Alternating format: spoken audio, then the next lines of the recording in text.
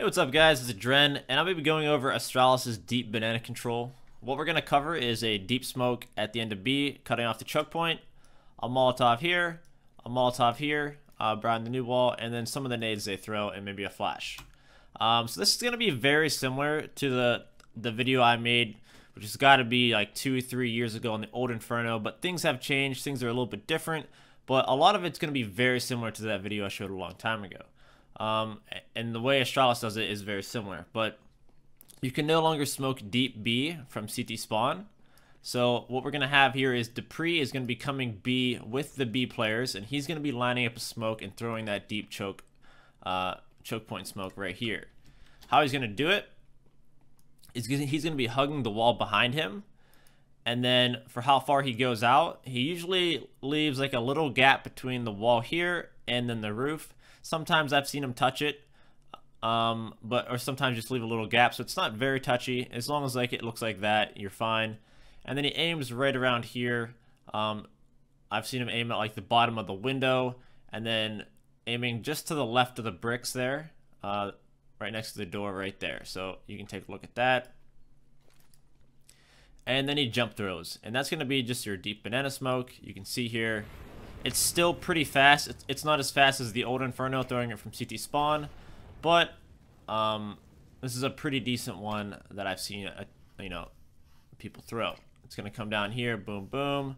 Next step here, and Astralis changes up their pattern here a little bit, and we'll talk about that at the end, but he nades first. And then he's going to throw the close Molotov here. And it's really important that the first guy who has the best spawn throws that Molotov first, because what that's going to do is, that Molotov is going to keep you safe, really.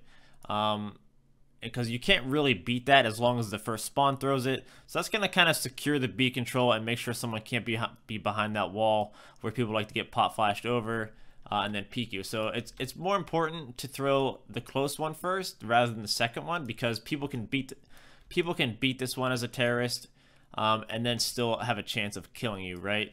Next one here is going to be from Glaive, and he's lining it up right here. And this is a very important one, and this is what kind of differs it from like just throwing it down here, right? And just making it, next to the other one. It's very important that this Molotov clears out this zone here, because these new cubbies down here are going to be a pain to clear out without a Molotov.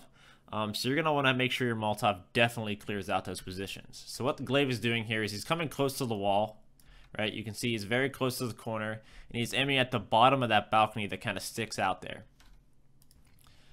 And he's going to let this go.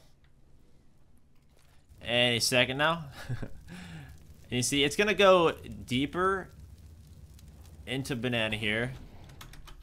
And as soon as I fly over to it, you're going to see that it actually is going to spread into these new cubbies. Because if these weren't Molotov'd out, if you push down banana as a CT, these guys could really, just get these free entries and just really just screw up your banana control. So it's really important that this Molotov gets these new cubbies. And it does leave a gap right here. But you would definitely rather have a guy standing in the middle with absolutely no cover than to him be sitting behind a corner like this, right? So that's where like the weak point might be, but like you're going to be flashing that guy. He's going to be in the middle between two Molotovs getting flashed. So that's really okay. And then someone else, whoever saved their nade, also naded logs, which is where you can kind of switch up your nade usage.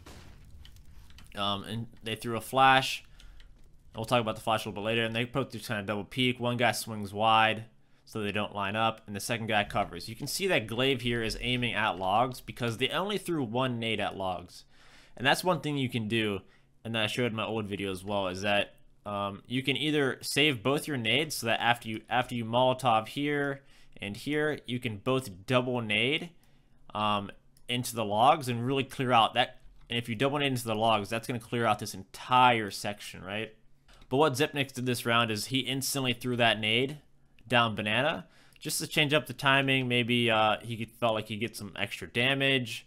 It's always good to like maybe at the start you double nade down, or you both save it, throw the timings, throw them like 5 seconds later, or just double nade logs to clear it out. But it's just like a couple different ways. Changing your timing is always important on it. And then the flash they threw is, I watched them do this multiple times, and they kind of just wing the flash. Sometimes they hit it off. They run and throw it off that wall, and then it comes back. I think this one, they just banked one like off the wall here. I think you could just like throw one up in the air, kind of in this general direction, so that if there's any terrorists wanting to come through the smoke, you can see if any terrorists wanting to come through the smoke here, if you have the flash anywhere in like this general direction, just kind of floating, it's gonna work out. So no specific flash there, but that is pretty much the banana control, guys. So getting that smoke down super fast, getting those Molotovs, make sure you're clearing out these new cubbies, double nading logs here, and then make sure the first person throws the Molotov behind that new half wall here. And that's pretty much it, guys. Thanks for watching. Bye.